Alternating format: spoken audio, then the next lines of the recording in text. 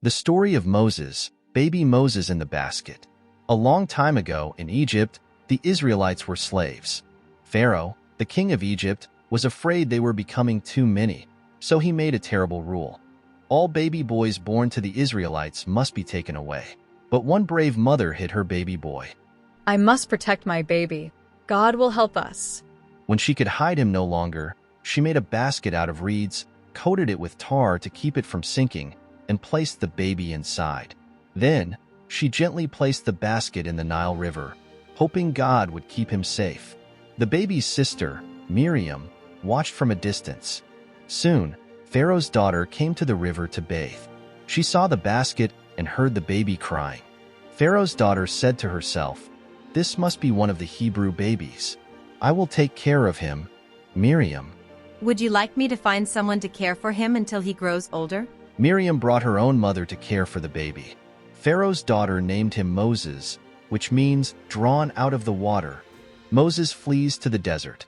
Moses grew up in Pharaoh's palace as a prince of Egypt, but he always remembered he was an Israelite. One day, he saw an Egyptian beating an Israelite slave. Moses was so upset and killed the Egyptian. Moses. Oh, no. What have I done? When Pharaoh found out, he was angry. Moses ran away to the desert to escape. There, he became a shepherd and lived a quiet life. But God had a special plan for him. The burning bush. One day, as Moses was taking care of his sheep, he saw something amazing. A bush was on fire, but it didn't burn up. Moses. This is strange. I must see why the bush isn't burning. God.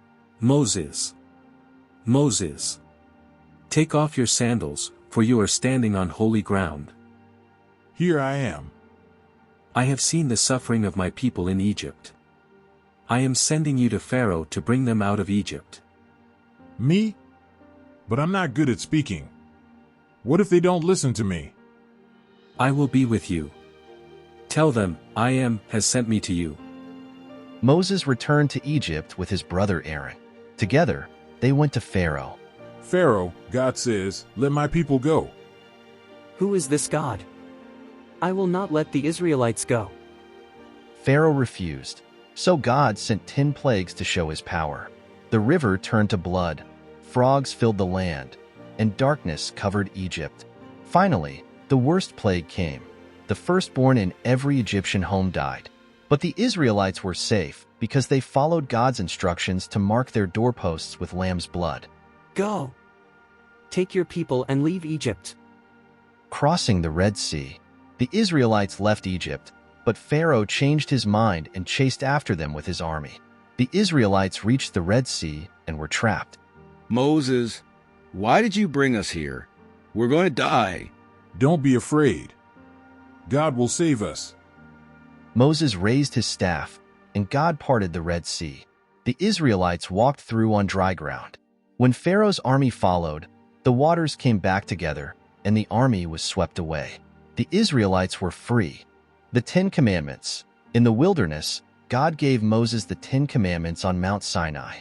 These were rules to help the people love God and each other. God. I am the Lord your God. Do not worship other gods. You shall have no other gods before me. You shall not make idols. You shall not take the name of the Lord your God in vain. Remember the Sabbath day, to keep it holy. Honor your father and your mother. You shall not murder. You shall not commit adultery. You shall not steal. You shall not bear false witness against your neighbor. You shall not covet.